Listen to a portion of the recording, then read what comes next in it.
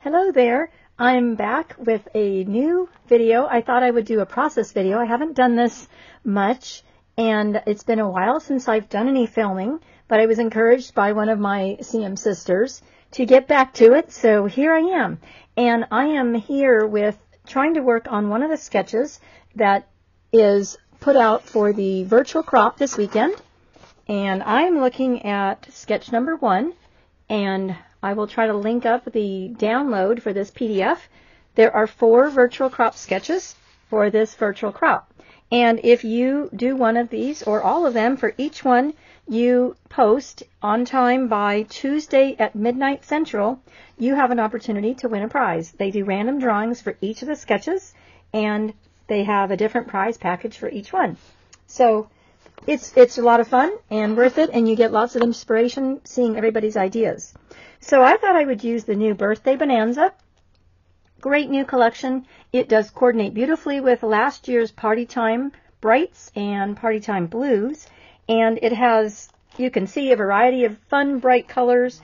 Great for boys or girls and anyone young at heart. There's a new Balloons and Stars border punch. You will need at least 4 designer papers. I've chosen them from the designer paper pack. We have a Fast to Fab inspired paper pack that goes with this as well. But I thought for this it would work nicely just sticking to these from the designer pack. You'll need regular tape runner and repositionable. But that's all your preference, but I think you'll see why I'm using both. And I'm choosing to change up the sketch a little bit and use some eggplant cardstock as a background. So I have an idea of what I want to do, but you know, things don't always work as planned, but we'll see if it works. So first of all, I am going to start with my background cardstock, and I want to create a frame so I can save some paper. So let's see if I'm going to, I would like a 3-inch border all the way around. So I think I'm going to be generous, and let's just go for an inch, so gives some little more stability on my background. So we start off here, and if you aren't familiar with using our 12-inch trimmer, there is a mark on the side of the blade housing right here, and that tells me exactly where my blade will start my cut. So I'm putting it into the trimmer at the 1-inch mark on the right side, which is this first bold line. Line that up, and then I'm going to bring this down so that my white line lines up with the 1-inch line on this side, and I will start my cut. Then I'm going to come down, and I don't have to be exact because this is not going to be seen, but I'm going to stop my cut at the 11-inch on the bottom.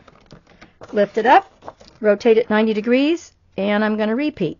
I'm going to do that. Now, because I've already done that cut, you see this slit here, I can line up the white line on the side with that slit, bring it down, stop at the 11-inch, lift it up, bring it around, again, 90 degrees, turn it, start my cut again, bring it down to the 11, and lift it up, bring it around, and start here. The other thing is, this line is 1 inch from the top or the bottom, whichever way you look at it. So if I line the top edge of my blade housing at the top of the paper, it also should have me starting my cut at 1 inch. And if I bring this down and line up the end of the housing to the bottom of my paper, it should also be 1 inch from the bottom. So you can see I was just slightly off here. I can pull that out. And now I have a 1-inch frame.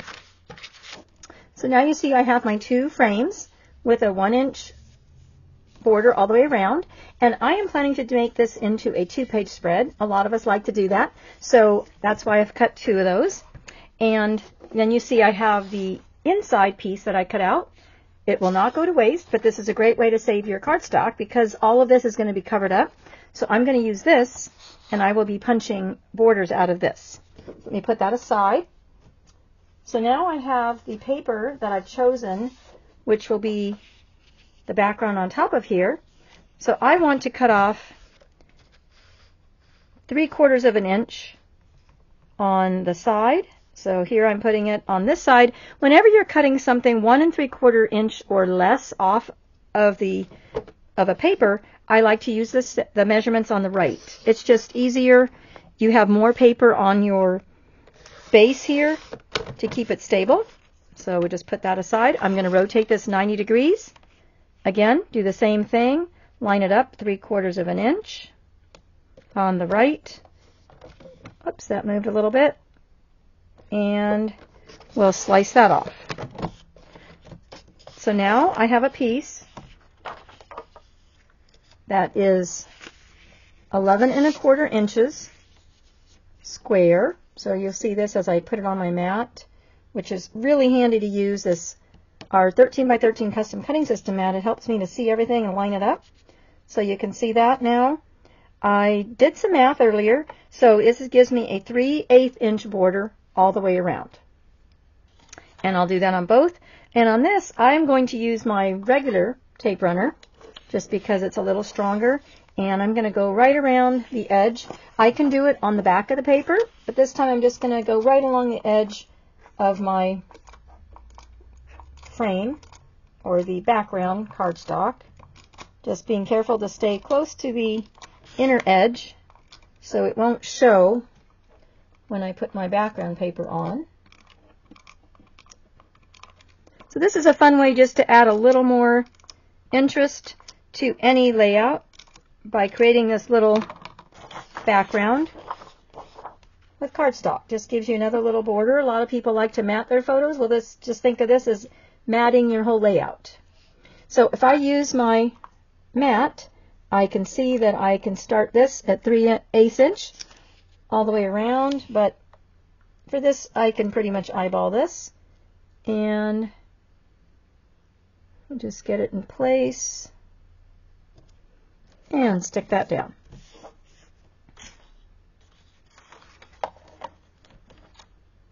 Now I'm going to see the rest of the there on the layout. There are some pieces that they have cut, and they have given measurements here 3 by 2 inch pieces to decorate the bottom.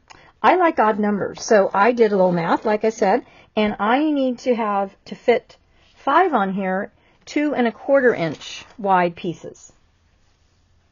So I've shown you the 3 designer papers that I chose. They're these. So let's cut 2 1/2 inch strips of each of these. Or I'm sorry, it was 2 1/4 inches. That's what I needed to do. So 2 1/4. And this paper is not directional, so it doesn't matter which way I cut it. This one is directional, so I do need to keep this upright. 2 1/4 inch wide, keeping that print vertical. And I'll do this now off of this light blue wavy stripe. Again, 2 1/4 inch width. Okay, so now I have these 3, and my plan is to alternate them. So I'm going to stack them up. Because this is designer paper, you can cut 3 or 4 sheets very easily with this trimmer. It's very sharp, and the trick is just to keep them stacked neatly, and this way you'll have even cuts. Now they did them 2 inches tall, so I think I'll go with that. So here we are, 2 inches, and I'm going to slice. This is my plan, to do something like this. Okay, and we'll just keep repeating. Slide this to the left, again cutting off 2 inches, and I just keep alternating to create the pattern, and I will continue this pattern on the right side page. Let me go ahead and just finish cutting these now. This is a really efficient way to do this. I'm just cutting all these pieces all at once. So that gives me 3, 4. I need to do that one more time. I'll have a couple extras, but that's okay. I can maybe change up my pattern if I like. Okay, so we'll put those aside. So now you can see that's kind of how that pattern is going to work. And they used the new Balloons and Stars punch. I've already punched out 2 in white, and this is so that I can do this at the top if I want to cut any of this off to kind of follow along with that wave. But I'm not too worried about it, so I don't think it's really going to show. But I thought of this as being a background for another paper. Since I cut out the inside of the eggplant, I think this is going to work nicely to layer with the white. So let's take our border punch. I'm going to take this out of the way. And if you're not familiar with our border punches, they have a little switch on the end which makes it fold up so that it's easier to store. It has a really strong spring in here which creates that kind of lever action. And there is a dark line on the front. This is where I'm going to start my punching, lining up my edge of my paper, and you can go either direction. I'm going to start with this one, lining up with that black line, push it all the way to the back, punch. And then I'm going to slide it along, matching up the pattern so that I cover up all of the blue on the tray, and punch. Sorry, it makes the camera shake a little bit.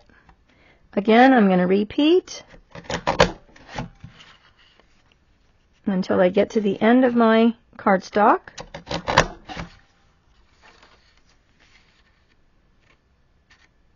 And this one, you'll see, remember, this is 11 1/4. So this is kind of my idea. Thinking of something like this.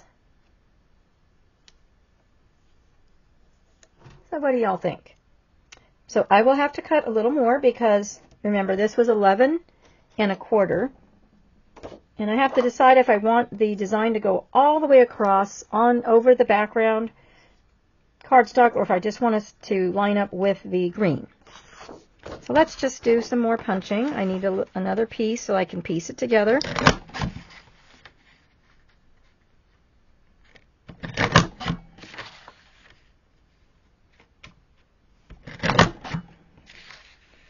Just following along. These punches are just genius to give you this repeating pattern. So you see how I can now piece this together, overlapping that, and I'll be able to continue my pattern. Just get all of these pieces out. So I think I will start by gluing my borders together so I get that, and then I can cut it to the 11 1/4 inch to fit along that green. So this is where repositionable adhesive is very handy, because whenever you have a design that has holes in it, repositionable adhesive is your friend. Using my silicone mat, this will not stick anywhere but on my paper. So I'm just going to run some of this along the back. Repositionable adhesive is great. It has small little dots, so it only sticks, like I said, to your paper if you have a non-stick surface that you're using underneath. So you can see where my design ends here. I'm just going to take this piece. I'm going to trim just this little piece off at the edge of this design where the star is. And I don't think anybody's even going to see where I'm overlapping that kind of the half of the, oops, I need to get it right set up. This little bit of the star, it actually helps me, gives me a good place to line this up. Place that over the top. So I forgot to put adhesive on here. Let's put some here. And you just create this little shadow. It's up to you. You can create the shadow above or below. And you see now I have my border. So I think rather than cutting that off, I'm going to wait until I actually place it on here. So let's just go ahead, and I'm going to use repositionable adhesive, sticking these pieces down, pattern that I decided here. And you really can't go wrong with mixing and matching any of these prints because they're designed by our designers to coordinate beautifully. I chose these colors since I'm going to use this as a birthday page for my grandson. And I thought these were all fun. And if you can't tell what the print is here, they are balloons. Okay, so I'm sticking those on there. Now, using repositionable allows me to pull up these little edges if I decide I want to cut some of that off so that it kind of hides the edge. I'd like it to look as if I'm following this without having to fussy cut it. So I need to come down a little bit, as you see here how I'm holding it.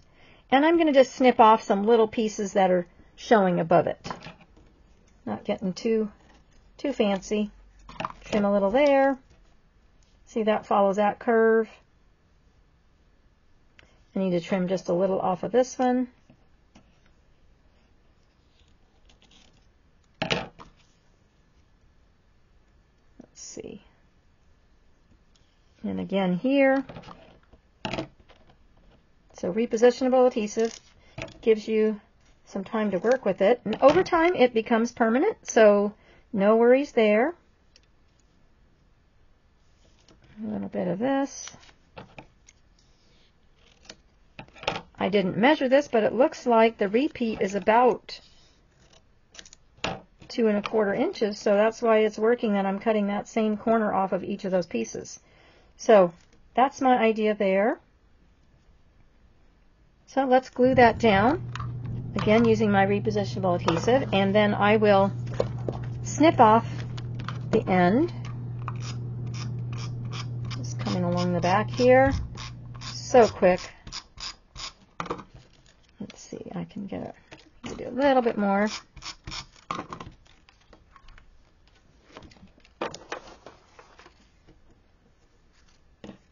Come along here. And I think I will line it up so I can get that lined up. It's a little hard since this border, you know, kind of goes up and down, but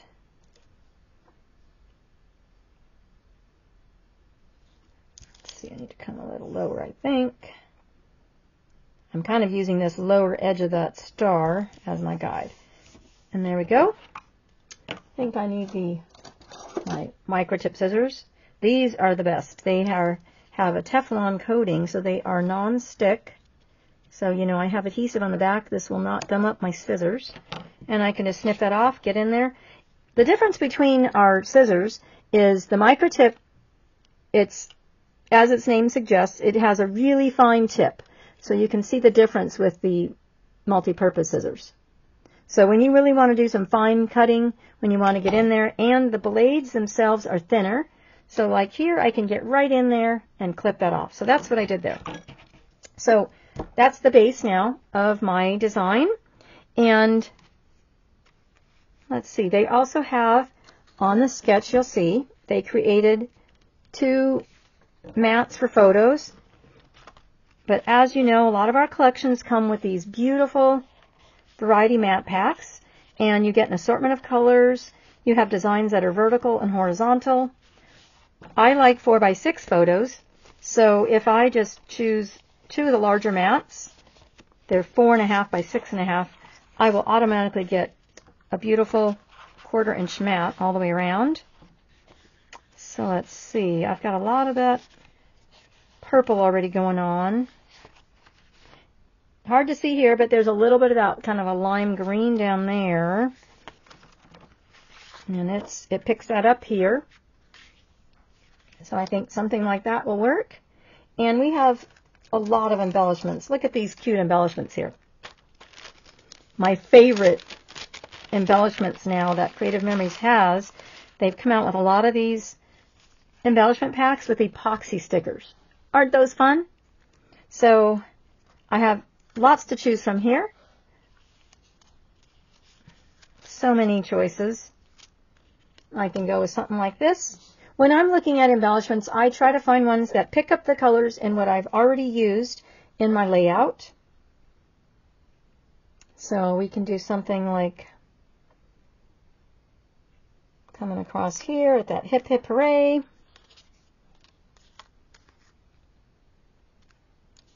Let's see. Really can't go wrong, right?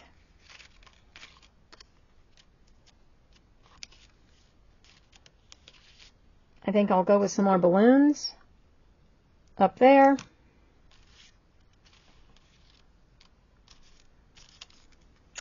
And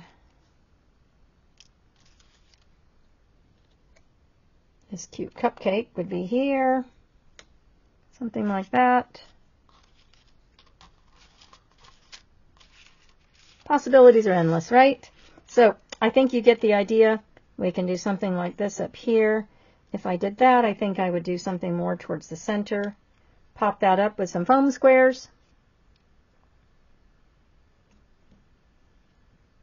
And it's done. And I will do the same thing so that I will have a second page, and maybe for variety, turn my photos so that they're just as variety and do some of them landscape.